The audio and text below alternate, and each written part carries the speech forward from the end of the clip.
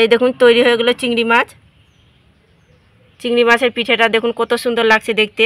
এইভাবে চিংড়ি পিঠে বাড়িতে বানিয়ে সবাইকে তাক লাগিয়ে দিন। বাড়ির বাচ্চা থেকে বয়স্কর সবাই খেতে পছন্দ করবে। আমি ভেঙেও দেখাচ্ছি চিংড়ি মাছের পিঠেগুলো। পুর ভরা পাকা তালে চিংড়ি পিঠেগুলো দেখুন বন্ধুরা কতটা লোভনীয় দুর্দান্ত হয়েছে। এইভাবে নিত্য নতুন পিঠে বানিয়ে বাড়ির সবাইকে খুশি করে দিতে পারবেন। দেখবেন বাড়ির বাচ্চা থেকে বড় সকলে খুশি হয়ে মজা করেও খাবে। নমস্কার বন্ধুরা, প্রতিমা কিচেন ভিলেজ ফুডের নতুন একটা ভিডিওতে সকলকে স্বাগত জানিয়ে আজকে রেসিপিটা শুরু করছি। আর আজকে আমি আপনাদের সঙ্গে শেয়ার করব বাচ্চা থেকে বড় সকলে লোভনীয় স্বাদের পাকা তাল দিয়ে পুর ভরা চিংড়ি পিঠে বানিয়ে দেখাবো। আর বানানো তো ভীষণই সহজ আর খেতেও দারুণ লাগে। বাচ্চা থেকে বয়স্কর সবাই খেতে পছন্দ করবে। আর আজকে আমি খুব সহজভাবে দেখিয়ে দেবো পিঠেটা, আপনারা খুব সহজভাবে তৈরি করে খেতে পারবেন। আর খুব কম উপকরণ দিয়ে আর খুব কম সময়ের মধ্যে তৈরি করানো যায়। তো কিভাবে বানাচ্ছি বন্ধুরা প্লিজ প্রথম থেকে শেষ পর্যন্ত ভিডিওটা দেখবেন আর আমার সঙ্গে থাকবেন। আর যে সকল বন্ধুরা এখন পর্যন্ত চ্যানেলে নতুন হয়ে থাকলে অবশ্যই চ্যানেলটাকে সাবস্ক্রাইব করে আমার পাশে থাকবেন। আর যারা ফেসবুক পেজটাকে দেখছেন তারা পেজটাকে ফলো করে আমার পাশে থাকবেন। তাহলে বন্ধুরা রান্নাঘরে যাওয়া যাক আর রেসিপিটা বানানো শুরু করি। উনুন ধরিয়ে কড়াই বসিয়ে দিয়েছি। প্রথমে পিঠের জন্য ডোটা তৈরি করে নেব। তো নিয়েছি এক বাটি তালের কাপ।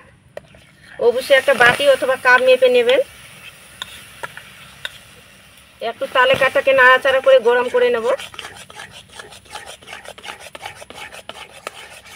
তো তালে কাঠটাকে নাড়াচাড়া করে গরম করে নিয়েছি। যে বাটি মেপে তালে কাঠ নিয়েছি ওই বাটি মেপে দিয়ে দেবো এক বাটি জল।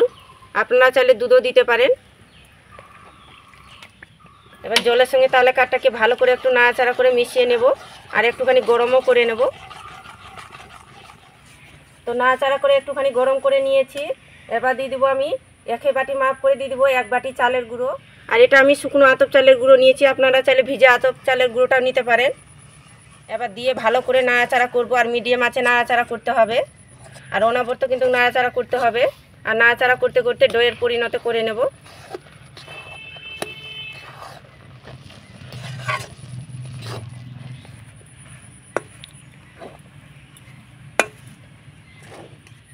আর এই দেখুন অনবরত নাড়াচাড়া করে দইয়ের পরিণত করে নিয়েছি। তো ডোটা হয়ে গেছে, এবার নামিয়ে নেব। এবার ডোটাকে পুরোপুরিভাবে ঠান্ডা করে নেব। এবার আমি চিংড়ি পিঠার জন্য পুরটা তৈরি করে নেব। তো দিয়েছি এখানে হাফ বাটি চিনি। কড়াইয়ের মধ্যে দিয়ে দেবো আর দিয়ে দেবো 1 চামচের মতন জল। এবার আমি নাড়াচাড়া করবো না, চিনিটা গলে যাওয়া অবধি অপেক্ষা করব। চিনিগুলো পুরোপুরিভাবে গলে গিয়েছে দেখুন, আর হালকা করে লালচে কালার হয়ে গেছে। তো এটা আমি ক্যারামেল তৈরি করে নিচ্ছি। যখন চিনিটা গলে আসবে তখনই কিন্তু নাড়াচাড়া করবেন, তার আগে নয়। এই দেখুন লালচে কালার করে আমি ক্যারামেলটা তৈরি করে নিয়েছি। আপনারা এই কাজটা নাও করতে পারেন, গুড় দিয়েও তৈরি করতে পারেন। এবার দিয়ে দেবো আমি নারকেল কুড়ানো।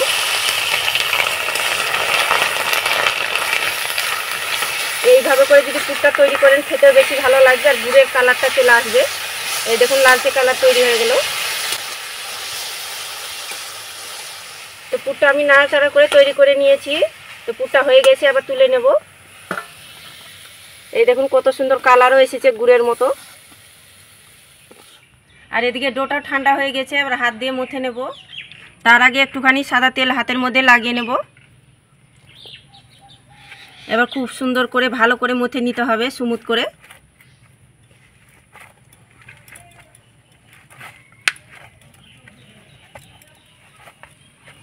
এই দেখুন এভাবে করে স্মুথ করে ডোটাকে মেখে নিয়েছি। এইভাবে মেখে নিতে হবে। এবার ছোট করে একটা লেচি কেটে নেব। হাতের মধ্যে নিয়ে গোল করে নেব। হাতের মধ্যে নিয়ে গোল করে নিয়েছি, একটুখানি চ্যাপটা করে নেব। অল্প ময়দা দিয়ে বেলে নেব।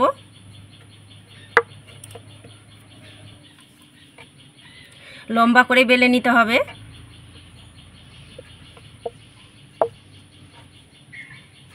এই দেখুন এভাবে করে বেলে নিয়েছি। একটা চামচ নিয়েছি, এই চামচটা দিয়ে আমি ডিজাইনটা করব চিংড়ি পিঠে। এই দেখুন এভাবে করে জাস্ট চেপে দেব।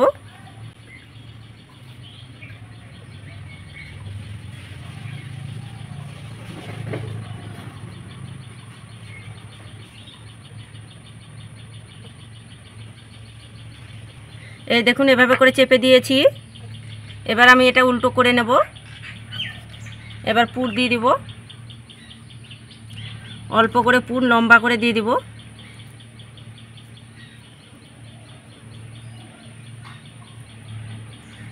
এই দেখুন লম্বা করে পুরটা দিয়ে দিয়েছি। এবার এইভাবে করে মুখটা জয়েন দিয়ে দিব, এইভাবে করে চেপে জয়েন দিয়ে দিতে হবে।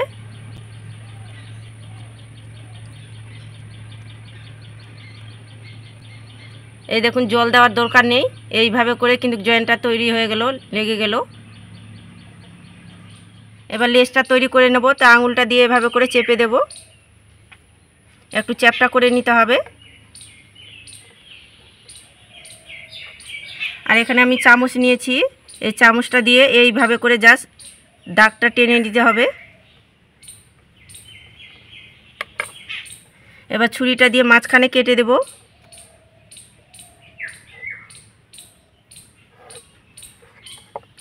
এবার একটু লেসটা বেঁকে দেব। এই দেখুন লেসটা আমি তৈরি করে নিয়েছি। এবার আমি পাগুলো তৈরি করে নেব। চিংড়ি মাছের যে পাগুলো থাকে সেগুলো এইভাবে করে কেটে কেটে আমি নেব। ছুরি দিয়ে এইভাবে করে কেটে নিতে হবে, তাহলে চিংড়ি মাছের পাগুলো তৈরি হয়ে যাবে।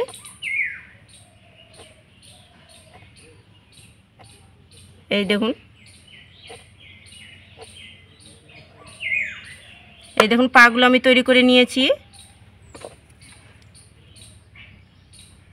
এবার আমি এভাবে করে কেটে নেব।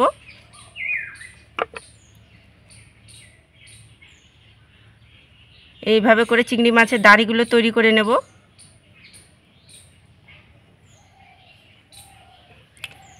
এবার মাথার দিকটাও আমি কেটে নেব একটুখানি।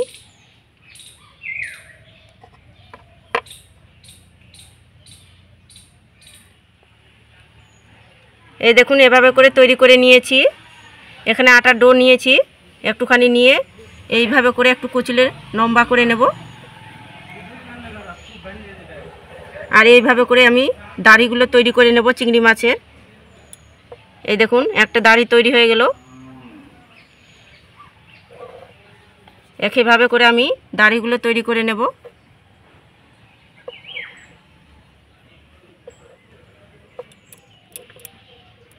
এই দেখুন এভাবে করে আমি দাড়িগুলো তৈরি করে নিয়েছি। একটা চামচ নিয়েছি, মাথাটা তৈরি করে নেব। তার জন্য এইভাবে করে একটু দাগ টেনে নেব, তাহলে মাথাটা তৈরি হয়ে যাবে। এই দেখুন দাগ টেনে নিয়েছি। চোখ করার জন্য আমি একটা গোলমরিচ বসিয়ে দেব। এই দেখুন এভাবে করে আমি গোলমরিচটা আঙুলটা দিয়ে এভাবে করে চেপে দিয়েছি। এই দেখুন তৈরি হয়ে গেল চিংড়ি মাছ। চিংড়ি মাছের পিঠেটা দেখুন কত সুন্দর লাগছে দেখতে। চিংড়ি মাছের মতো লাগছে কি লাগে না অবশ্যই আমাকে কমেন্ট করে বলবেন। তো একটা আমার চিংড়ি মাছের পিঠে তৈরি হয়ে গেল, আর কি দেখতে দারুণ লাগছে। সবগুলো চিংড়ি পিঠে আমি তৈরি করে নিয়েছি, আর বেশ অনেকগুলোই তৈরি হয়েছে। আর এখানে আমি একটা ঝাঁঝরা থালা নিয়েছি, থালার মধ্যে একটু সাদা তেল লাগিয়ে নিয়েছি। একে একে ঝাঁঝরা থালার মধ্যে পিঠেগুলোকে তুলে নেব।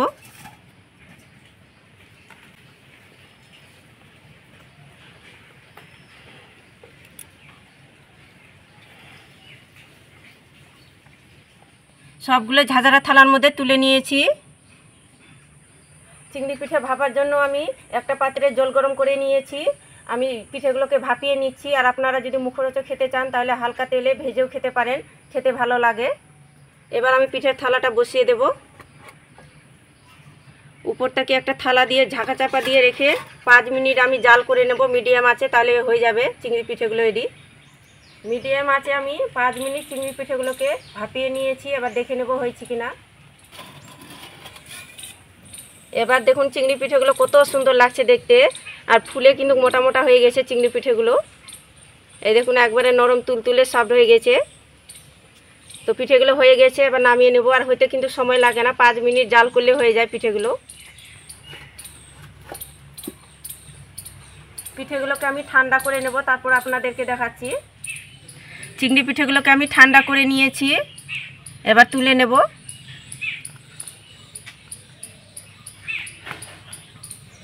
একটা থালার মধ্যে তুলে নেব। এইভাবে চিংড়ি পিঠে বাড়িতে বানিয়ে সবাইকে তাক লাগিয়ে দিন। বাড়ির বাচ্চা থেকে বয়স্ক সবাই খেতে পছন্দ করবে। আর বিশেষ করে বাচ্চাদেরকে বানিয়ে দিলে বাচ্চারা তো দারুণ মজা করে খুশি করে খাবে। আর এখন কিন্তু ভরপুর পাকা তালের সিজন।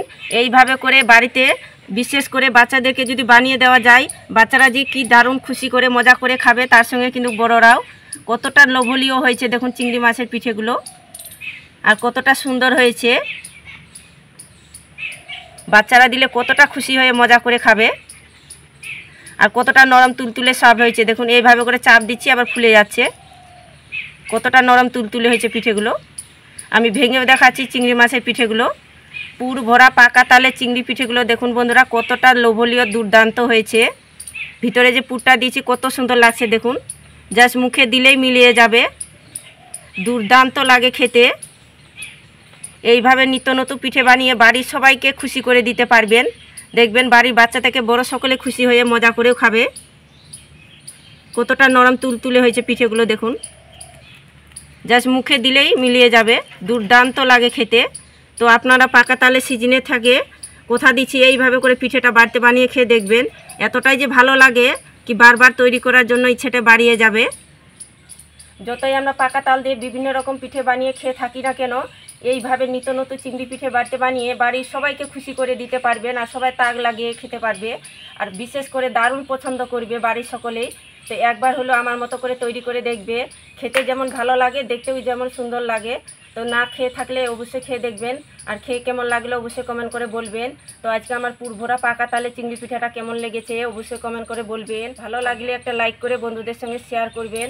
তো আজকের মতন এখানেই শেষ করছি বন্ধুরা ভিডিওটা। দেখা হচ্ছে নতুন কোনো রেসিপির সঙ্গে। সবাই খুব ভালো থাকবেন, সুস্থ থাকবেন।